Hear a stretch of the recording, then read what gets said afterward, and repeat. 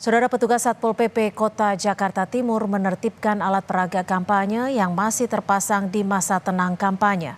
Ratusan APK berupa baliho, spanduk, dan poster yang terpasang di kawasan protokol dan taman langsung ditertibkan petugas.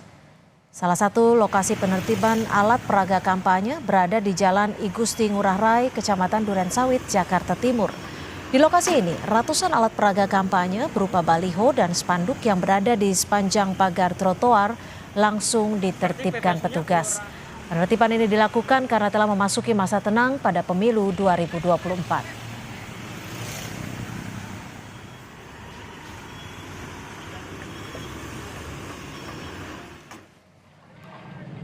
Upaya pembersihan alat peraga kampanye juga dilakukan petugas gabungan dengan menyisir sejumlah ruas jalan di Kecamatan Menteng, Jakarta Pusat. Sejumlah APK yang terlihat masih terpasang langsung diturunkan petugas untuk kemudian dibawa ke kantor kecamatan.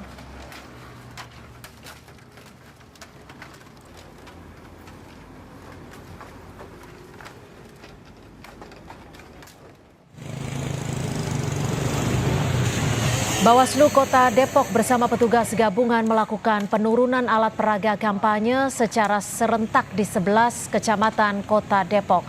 Penurunan dilakukan seiring masa tenang kampanye. Satu persatu alat peraga yang terpasang di sejumlah titik di wilayah Kota Depok mulai ditertibkan. Bawaslu Kota Depok dibantu petugas gabungan mencopot alat peraga kampanye yang terpasang di ruas jalan protokol Kota Depok.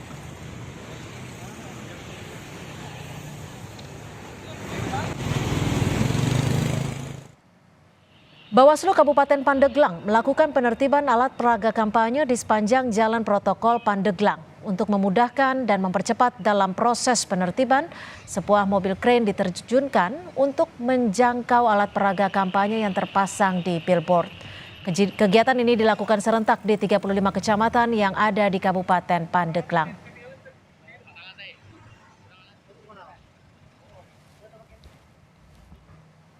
Memasuki masa tenang, tim gabungan dari Badan Pengawas Pemilu dan Satpol PP Kabupaten Sragen melakukan penertiban alat peraga kampanye.